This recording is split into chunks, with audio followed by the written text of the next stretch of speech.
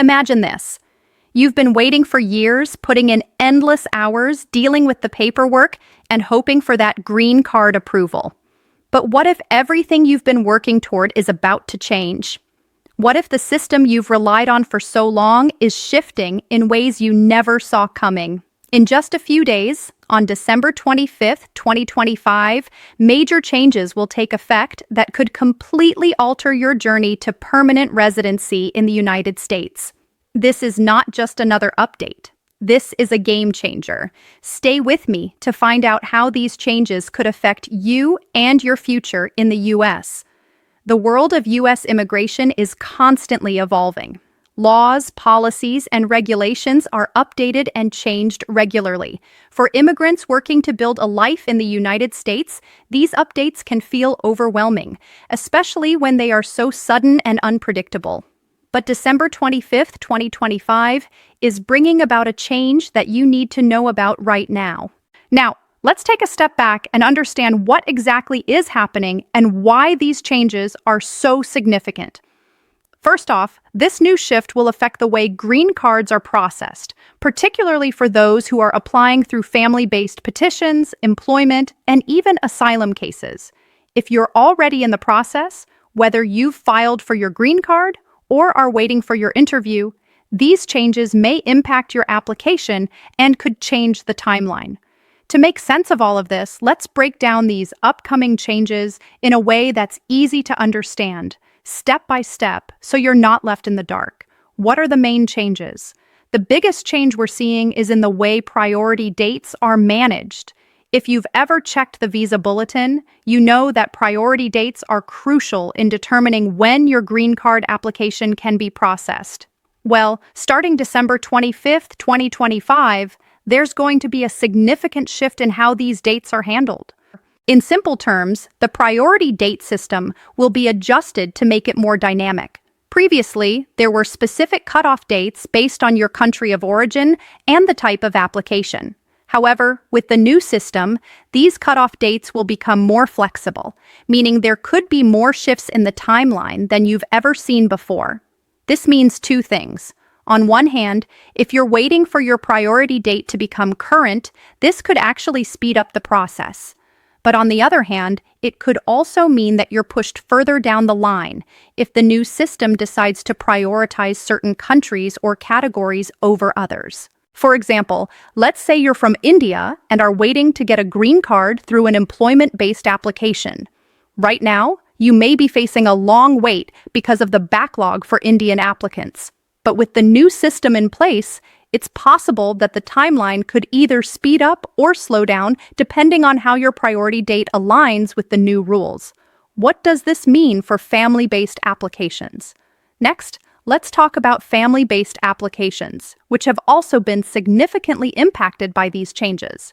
Under the new system, immediate relatives of U.S. citizens, spouses, children, and parents will experience less waiting time in many cases.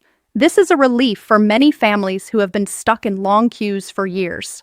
For those applying under family preference categories, however, there could be some unpredictability. The flexibility in the priority date system means that the waiting times for applicants from countries with high demand could vary greatly, depending on the available visa numbers. For instance, if you're applying as the sibling of a U.S. citizen, your wait time could increase because the system may prioritize other applications with shorter waiting periods. So, this change is a double-edged sword for families. While some may benefit, others could see delays.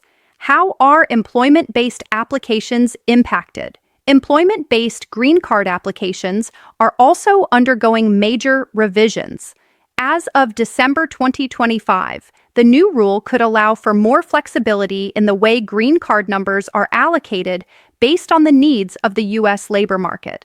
This could benefit applicants from high-demand fields like technology, healthcare, and education, where skilled workers are in desperate need. However, for applicants from countries with large backlogs like China or India, these changes may not help reduce waiting times immediately. The system will continue to prioritize high-demand skill sets, but it could also introduce additional complexity in the visa allocation process. The biggest change for many employment-based applicants is the introduction of a point system, which evaluates your job, education, skills, and experience. This new point-based system could give certain applicants an edge, while others might find themselves facing a longer wait. Will there be changes to asylum-based green card processing? Yes. Asylum seekers who are already in the U.S. waiting for their green cards will see changes too. The process of applying for a green card based on asylum status will become more transparent, but also stricter. If you've been granted asylum and are planning to adjust your status to permanent resident, the process will become more streamlined. However, some applicants may face tougher scrutiny under the new system, especially if they have any legal violations or pending charges against them. For those with complicated cases, it's more important than ever to have strong legal representation to navigate these changes. What about the diversity visa lottery?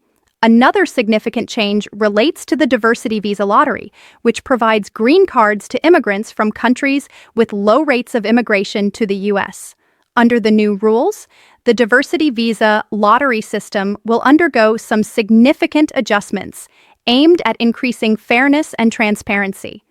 This means that if you're planning to apply through the diversity visa program, your chances of success could change depending on your country of origin and the overall number of applications. However, one thing that will remain unchanged is that winning the lottery doesn't guarantee you a green card.